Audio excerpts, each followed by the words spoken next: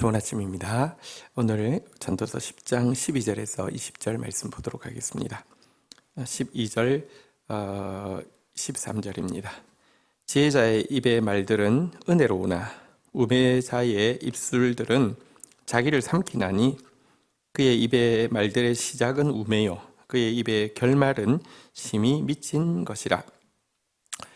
말은 정말 중요합니다.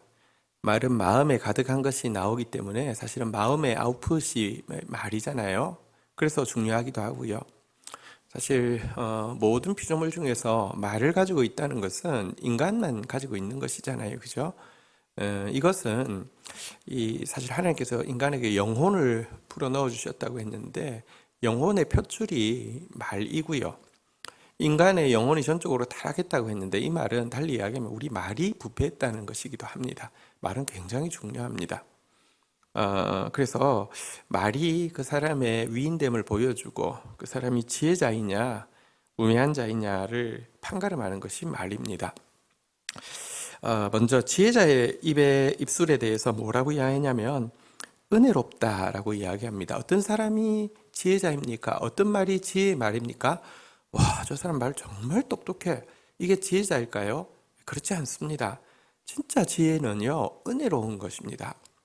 듣고 있으면 내 영혼이 회복되고, 듣고 있으면 하나님의 사랑이 느껴지고, 듣고 있으면 하나님께 가까워지게 하는 것, 그게 지혜자의 말입니다. 굉장히 똑똑한데요. 완전 똑똑한데요. 타의 추종을 불허하게 똑똑한데요. 말 듣고 나면 낙담이 되거나 말 듣고 나면 자포자기가 되거나 말 듣고 나면 하나님이 저런 사람이니까 쓰지 나 같은 쓰레기는 어디 쓰겠어 뭐 이렇게 되거나 말 듣고 나면 하나님으로부터 등을 돌리게 하는 것은 절대 지혜가 아닙니다. 지혜자의 말은 은혜로운 말입니다. 여러분 은혜를 요구하려고 하면요 한번 생각해 보십시오.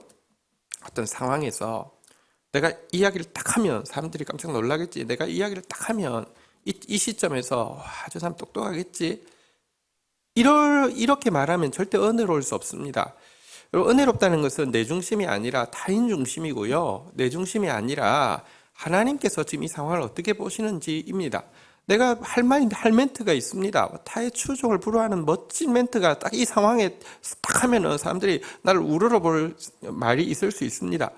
근데 상대방에게 그것이 도움이 되는 것이 아니고 하나님께서 원하는 것이 아니면 안 할 수 있는 게 지혜입니다. 지혜로운 지혜자의 말은 은혜롭습니다. 꼭 기억해야 할 것입니다. 자, 여기에 비해서 우매자의 입술은 자기를 삼킨다라고 이야기했습니다. 왜 자기를 삼킵니까? 자, 우매자의 말들의 시작은 우매고요. 그리고 결말은 미친 것이다. 심히 미친 것이다. 이렇게 이야기합니다. 말 꺼내자마자 미련한 말이 막 술술 나오다가 점점 말이 과해지고 나중에는 미칭하기처럼 된다. 이렇게 이야기하고 있습니다. 말도 계속 말을 낳는데요. 처음부터 미련한 말을 하기 시작하면 점점 미친 말을 하게 되는데요. 게다가 그 말들이 14절에 보니까요. 우매자는 말을 많이 하거니와 사람은 장래일을 알지 못하나니 나중에 일어날 일을 누가 그에게 알리리요. 여러분 우매자는 말이 많아지는데 점점 그 말의 이렇게 범위가 어디까지 되냐면 장래일까지 말하게 된다는 것이죠. 한 치 앞도 모르는 주제에 장래일을 막 떠벌린다는 이야기입니다. 이게 우매자입니다. 지혜자는요 하루하루 사는 것입니다. 오늘 하루에 감사하면서 오늘 하루 내 입을 통하여서 은혜를 흘려보내면 되는 것이지 미래일에 대해서 떠벌리는 사람은 절대 지혜자 아닙니다. 한때 비전 강조할 때가 있었습니다. 그러면서 자기의 비전이랍시고 30년 40년 후를 막 설명하면서 사람들에게 너희들도 이렇게 살아야 된다라고 이야기하는데요. 그거 하나님 보시면 가소로운 일입니다. 그래서는 안 됩니다. 물론 우리가 꿈을 가지는 것과 여러분 꿈을 가지고 하나님 앞에 기도할 수 있습니다. 근데 그걸 떠벌리면서 그것으로 자기가 뭐나 된 사람인 것처럼 남들도 너희들도 나 정도 급에 오르려고 하면 그 정도는 해야 되라고 이야기하는 것은 절대 여러분 합당치 않고요. 나중에 하나님께서 그 말이 얼마나 미련한 것이었는지, 만약 그를 사랑하신다고 하면 겪게 하셔서, 드러나게 하셔서 수치를 당하게 하실 것이고요. 사랑하지 않는다고 하면 그를 버리실 것입니다. 절대 말 많이 하고 장래 일에 대해서 떠벌리는 거 그거 합당치 않다라고 이야기합니다. 15절, 우매한 자들의 수고는 자신을 피곤하게 할 뿐이라 그들은 성읍에 들어갈 줄도 알지 못합니다. 그래서 말이 많고요. 점점 미래에 대해서 떠벌리는 사람은 말비세지게 되죠. 말비세지면 정말 피곤합니다. 자기를 굉장히 피곤하게 만드는 것입니다. 절대 말비치지 마십시오. 게다가 여러분, 성읍에 들어갈 줄도 알지 못한다. 이게 무슨 말일까요? 지집도 못 찾는다, 이런 뜻이죠. 언제나 왔다 갔다 하는 그 길, 누구나 찾을 수 있는 쉬운 길도 허둥대며 좌충우돌하면서 잃어버리게 된다라는 설명이 되겠습니다. 여러분, 우리 먼저 갈수록 말이 불필요한 말들은 사라지게 되고요. 갈수록 내가 말이 이제 사람들에게 은혜로운 말을 할 수 있는 사람, 또 갈수록 말이 겸손해지는 사람 되기를 주님의 이름으로 축원드립니다. 자, 이제 16절부터 20절까지는 이렇게 제대로 보지 못하면 좀 오해할 수 있는 소지가 많은 부분입니다. 그래서 16절부터 20절까지는 한 덩어리로 보아야지 제대로 이해할 수 있는 부분인데, 이 부분은 특별히 어거스틴이 신의 도성이라는 책에서 이 부분을 가지고 저술을 한 내용입니다. 그래서 이 두 나라를 비교를 하고 있는데요. 정말 이 그 아름다운 나라와 그 번성하는 나라, 그리고 화가 있는 나라를 비교하고 있으면서 이 아름다운 나라가 신의 도성의 모형이다라고 이야기하고 있는 내용입니다. 그래서 조금 이제 그 연결해서 읽어야 되는 부분인데요. 먼저 16절, 17절에서는 이 두 나라를 비교하고 있고요. 18절에서 20절까지는 이 화가 있는 나라의 모습을 묘사하고 있는 내용입니다. 먼저 16, 17절 보도록 하겠습니다. 왕은 어리고 대신들은 아침부터 잔치하는 나라여 내게 화가 있도다. 17절입니다. 왕은 귀족들의 아들이요 대신들은 취하지 아니하고 기력을 보하려고 정한 때에 먹는 나라여 내게 복이 있도다.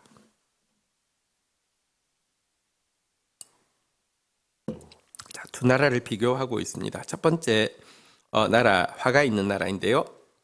왕은 어리다 이렇게 이야기했습니다. 여기 어리다는 말은 나이가 적다라는 뜻을 이야기하고 하는 것이 아니고요. 비천하다 이런 뜻입니다. 왕은 비천하고, 대신들은 아침부터 잔치하는 나라. 대신들은요, 고위 관리들은요, 이건 나라를 다스리는 데는 아무 관심이 없고 자기의 만족을 위해서 방탕을 일삼는 이런 그 관리들이 있는 나라를 이야기합니다. 이런 나라는 화가 있다라고 이야기합니다. 왕은 비천하고 대신들은 자기를 위해서 방탕에 빠져 사는, 아침부터 이런 나라 망한다, 화가 있다 이야기했고요.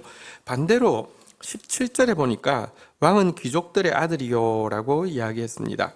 여기서 귀족들의 아들이라는 것은 존귀한 자라는 뜻이죠. 존귀한 성품의 사람이죠. 또 신하들은 어떤 신하들입니까? 대신들은 취하지 아니하고 기력을 보하려고 정한 때에 먹는 나라다라고 설명되어 있는데요. 이게 시도 때도 없이 먹고 향락을 위해서 마시는 것이 아니라 기력을 보충하기 위해서 먹고 그 기력 가지고 나라를 다스리고 백성들을 섬기는 그런 나라는 복이 있는 나라다라고 이야기를 하고 있습니다. 전자는 망할 나라, 후자는 흥할 나라이고요. 전자는 세상 나라, 후자는 하나님의 나라를 상징합니다. 천국이 왜 좋은지 아십니까? 우리 천국을 다스리시는 예수님은 정말 존귀한 분이십니다. 그리고 우리가 이 땅에서 준비하고 있는 것은 그 날에 그 땅을 주와 함께 다스리기 위해 준비되어지고 있는데요. 그곳에서는 윗사람들이, 다스리는 사람들이, 크고자 하는 자는 다른 사람들을 섬기고 그리고 많은 사람들을 이렇게 축복하는 사람이지, 굴림하고 이렇게 착취하고 이렇게 자기 배불리는 나라가 아니죠. 그래서 주의 나라에서 큰 자가 되기 위해서 우리는 이 땅 가운데에서 정말 그 하나님의 사람들로 준비되는 과정을 하고 있고요. 그러면 천국에서는 차라리 낮은 자가 되어서 성림 받는 게 좋겠다. 여러분, 정말 행복이 주님과 함께 섬기는 데 있습니다. 사랑을 많이 하면 손해보는 것이 아니라 행복이 더해집니다. 많이 축복하면 가난해지는 것이 아니라 더 부해지게 되어 있습니다. 어쨌든 이런 나라가 하나님의 나라고요. 우리 하나님 나라 백성으로 준비되어서 가야 할 것입니다. 자, 그런데 이제 본문에서는 18절부터의 내용은 이 화가 있는 나라에 대한 묘사입니다. 이 사실을 알고 봐야지 오해가 없습니다. 자, 18절 한번 보도록 하겠습니다. 게으른 즉 스가랴가 내려앉고 손을 놓은 즉 집이 새느니라. 여러분, 이 화가 있는 나라는 이렇게 위에서부터 이렇게 쾌락과 방탕을 즐기고 있으니 태만함이 온 사회를 주장하게 되겠죠. 그래서 석가래가 내려앉고 집이 새게 된다는 것입니다. 나라 전체가 이런 모습이 된다는 것입니다. 자, 19절 잔치는 희락을 위하여 베푸는 것이요 포도주는 생명을 기쁘게 하는 것이나 돈은 범사에 이용되느니라. 그 사회의 분위기를 묘사하고 있습니다. 전부 이렇게 잔치에 빠져서 또 술에 빠져서 살고 있고요. 그런데 잔치든 술이든 그 사회에 향락 그리고 쾌락 이런 것에 빠져 사는데 이 모든 것 가운데서 제일 힘있게 사용되는 건 돈이라는 것입니다. 이 화가 있는 나라는 돈이면 안 되는 것이 없는 사회가 되는 곳, 이것이 바로 이 화가 있는 나라라는 것입니다. 화가 있는 나라는 정말 모두 쾌락에 취해서 살고 있고요. 모든 것이 돈이면 다 되는 나라가 화가 있는 나라라는 것입니다. 20절 한번 볼까요? 심중에라도 왕을 저주하지 말며 침실에서라도 부자를 저주하지 말라. 공중의 새가 그 소리를 전하고 날짐승이 그 일을 전파할 것임이니라. 여러분, 이 구절을 그냥 똑 떼놓고 보면 절대로 왕도 백성도 부자도 저주하지 마라. 새가 날짐승이 그거 다 전파한다라고 이야기를 해서 우리로 하여금 막 겁먹고 살라. 그리스도인들은 윗사람 이렇게 욕하면 안 되고 그러면 큰일 나고 겁먹고 살라. 물론 여러분들 우리가 권위에 대해서 복종하고 태도로 존중하는 거 너무 중요한데요. 예를 들면 불의한 권력에 대해서 그리스도인들만큼 한가하고 그리스도인들만큼 정의를 위해서 싸워야 되는 사람이 없습니다. 오늘날 교회가 이렇게 참 우리 사회로부터 비천해지고 차라리 가톨릭이 훨씬 더 각광을 받고 있는 시대입니다. 그런 면이 있습니다. 이런 부끄러운 부분에 대해서는 우리가 참여해야 합니다. 그런데 왜 프로테스탄트 개신교가 나오게 되었냐고 하면 여러분 개신교는 프로테스탄트 다시 말하면 항거하는 것입니다. 가톨릭이 전 사회를 다스릴 때 절대 권력이 되었을 때 그의 불의에 대해서 아무도 이야기할 수 없는 시대에 개개인이 나서서 조직이 아니라 개개인이 나서서 프로테스탄트 하던 이것 때문에 개신교가 나왔습니다. 위협을 무릅쓰고 한 거했고요. 그래서 여러분들 이 복음의 균형이 그래도 맞춰질 수 있었고 부패해서 멸망을 향해서 나아가고 있던 이렇게 그릇된 방향으로 나아가고 있던 교회가 그래도 이렇게 함으로 말미암아 조금 더 바른 방향으로 나아갈 수 있게 된 것 아닙니까? 그렇게 생각하면 이 구절은 정말 이해가 안 되죠. 심중에라도 왕을 저주하지 말고 침실에서도 부자를 저주하지 말라. 이게 무슨 말이냐고 하면 화가 있는 나라의 모습을 잘 보여주는 것입니다. 여러분, 화가 있는 나라는 전체적으로 비천한 왕이 또 쾌락에 빠진 이 지도자들이 그리고 돈이면 다 되는 이 사회인데 그럼에도 불구하고 그 사회가 유지되는 것이 무엇이냐고 하면 철저한 감시 체제와 잔혹한 공포 정치로 백성들의 입을 막아버림으로 말미암아 존속한다라는 의미입니다. 이렇게 하라는 말이 아니라 그 사회의 모습이 이러하다고 고발하고 있는 내용이라는 것입니다. 북한 사회 같은 경우가 정말 이런 사회죠.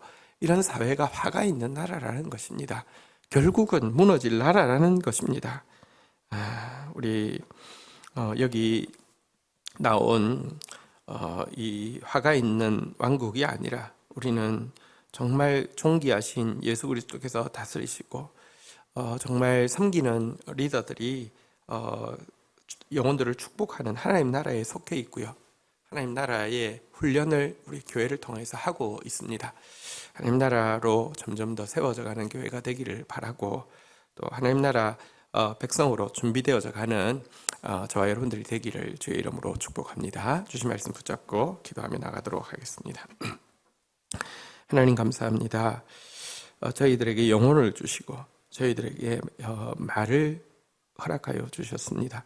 지혜로운 자 되어져서 우리의 말로 은혜로우신 주님의 모습을 보여주며 영혼들에게 은혜를 흘려보내는 자 되어지게 하여 주시고, 결단코 자기를 삼키는 우매한 말들의 사람 되지 않게 하여 주시옵소서. 말이 많고 미래를 떠벌리고 말빗에 치고, 그래서 가장 쉬운 길도 찾지 못하는 가장 어리석은 자 되지 않도록 주여 도와주시기를 원합니다.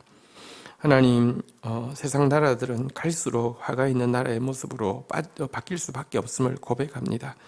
그러나 우리로 신의 도성 하나님 나라에 속하게 해주셨사오니 존귀하신 예수 그리스도를 섬기며 예수님 닮아서 축복하는 제사장으로서 영혼들을 섬기는 일꾼들로서 세워져 갈 수 있도록 도와주시기를 간절히 간구하고 소원합니다. 감사합니다. 예수 그리스도의 이름으로 기도 올립니다. 아멘.